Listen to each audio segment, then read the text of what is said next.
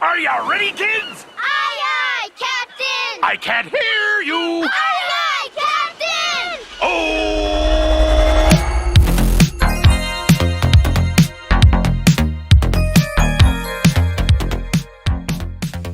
Hey guys, welcome to the opening days of DPTST4. Now, we're going to be covering a lot of stuff today, so we're actually going to do it in two parts. Today's briefing is going to be handling more of the informative, how do you play CVW20, how do you get on the server, how do you get the mods, stuff like that. Tomorrow we're going to be covering more of the lore and backstory of DPTST4. So let's jump right into it. We will cover a little bit of backstory today. For one, this is kind of an alternate futuristic version of the 1980s. As you can see by our meticulously detailed ready room, we're kind of sort of in that era. It's no descript 1980s state, but most of the technology surrounding DPTST4 is going to be in the 1980s. Yes, that means no AMRAMs. And also no JDMs while we're at it, but you will have GPUs like paveways, you'll have targeting pods, stuff like that. There's a few things you're going to need before you get started on CVW20. One is the mod pack. That's actually fairly easy to do. Now, in order to get that, you'll get the same way you get everything else, which is www.cvw20.net. From there, you'll be welcomed by our beautiful homepage. You'll want to go down to the campaigns page, scroll down to where you see DPTST4 Knife Fight, and then click Download the Mods. If you would also like to fly with our added liveries, what you want to do is go to the Squadrons page and download the liveries of the squadrons that you fly with, or download all of them. I really don't care. Also, on the campaign page, you'll find any SRS information you need, and also any server information, like, the IP address, or you can usually find it in the loading menu there. We tried really hard to make the install process for CVW20 super simple. Basically, you just want to take the contents of the mods folder and put them in the corresponding mods folder in your DCS Save Games directory. Now remember, this is your Save Games directory. If you're not already familiar with installing mods, we recommend you go to an external tutorial because we're just not going to have a whole lot of time to cover it here. Gameplay for CVW20 sounds complex on face value, but it's actually really simple. Basically, you can divide it into two parts, or more like three. You've got your air operations and then your ground operations. Your air operations consist of any kind of player-driven air-to-air tasking or air-to-ground tasking, and then you have the ground operations. These are typically run by the AI, so they'll do stuff like try to tank strategic points or hold a front line, stuff like that.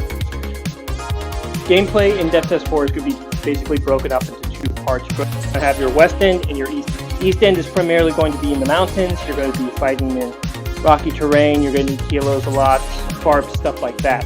A lot of ground combat. Combat on the west end, however, totally different. It's mostly a naval game. You're going to be performing strikes. There's going to be heavy enemy air defenses, and you're going to have to get in quick and get out quick. So don't think that just because CVW20 is an organized air wing that you have to do things in a group. No, this server is set up so that there's always something to do 24/7. Basically, do what you want.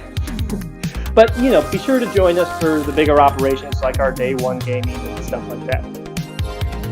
Air-to-air in CVW20 is really simple on the surface, but trust me, the AI gets clever. Basically, you have air bases, and those air bases are capable of launching one of two missions. One is a combat air patrol, which will patrol a general area, and then you have the intercepts, which is basically if you breach Soviet airspace, they will come for you. Don't worry though, at first it'll seem pretty manageable. It may just be one or two flankers, a couple MiGs. Hey, you should have no problem taking it out, but rest assured the AI can scale to whatever you throw at it. So don't think overwhelming odds are going to matter.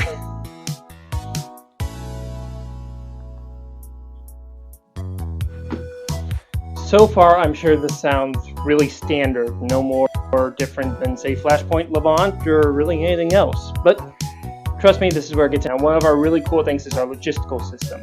When I say ground troops are going to try to capture strategic points, a lot of times those are tied to warehouses.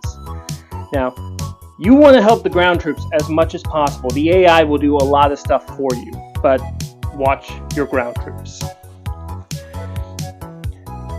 From time to time, you'll see AI operating in operations like close air support or air-to-air intercept or even bombing runs. It's a clusterfuck, to be sure. But one of the really cool things you'll see the AI do is cargo transportation. And I know that sounds boring, but let me tell you why it's really awesome. Troops have to get from point A to point B. They will usually enter on some type of airliner or large cargo aircraft and then travel throughout the map either through APCs, helicopters, or C-130s. Now, the enemy is aware that these transports exist and will try to blow them up at any opportunity, so you have to stop that. I'm telling you, it gets complicated. There are tons of threats you need to watch out for, but one of the most dangerous is the surface-to-air missile threat, otherwise known as SAMs. Now, we're using the Integrated Air Defense script combined with the Mantis script, so even if you fire a harm, they can shoot that down. So, yeah, watch your ass. And also, we've seen in the past how the AI can get really crafty and lure you into a trap, and you don't want that, so just careful. In order to help facilitate carrier operations on the West End, you'll basically have two carriers to choose from.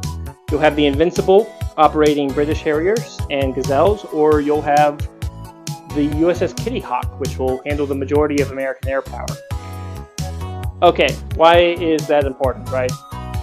Because both can be controlled through the AirBoss menu, and you'll be able to find radio frequencies and TACAN signals in the briefing menu, so keep that in mind. If you can't find them in the briefing menu through one reason or another, or they're not working, we'll also publish an additional set of backup frequencies, just so you can have that on hand. I also want to point out that lore for CVW-20 is a little complicated, but it's all helpful for the mission. So if it's not posted on our beautiful bulletin board, it'll probably be posted on the website. I recommend you go to the website, click on the top navigation bar, you will see Intel. Click on Intel and you'll see all kinds of stuff there helping you out. Also check out the blog for any updates about the server that you may have missed. So that is most of what I've got. DPTST4 has been a labor of love, and it's been absolutely miserable to put together. I will not pretend it was an easy process. Basically, halfway through DPTST3, we hit the ground running with this, and it just barely came together in time for launch day. So, we hope you enjoy everything that we've been hard at work putting together, and if you'd like to support our work, the best way you can do that is getting something for yourself. Check out our merch store on our website, and get yourself some swag. Guys, I'm dead serious. This has been really painful to put together, but it is all worth it to see you guys enjoying it. So, we really hope you have a good time. If you have any questions, comments, or concern, take them up with me, my 04s or my 05s, and we'll be happy to help you out. Okay, that is all I have for this briefing. Be sure to tune in for the next briefing, where we'll be talking about some of the lore of DPTST4. That's all I've got. You're dismissed!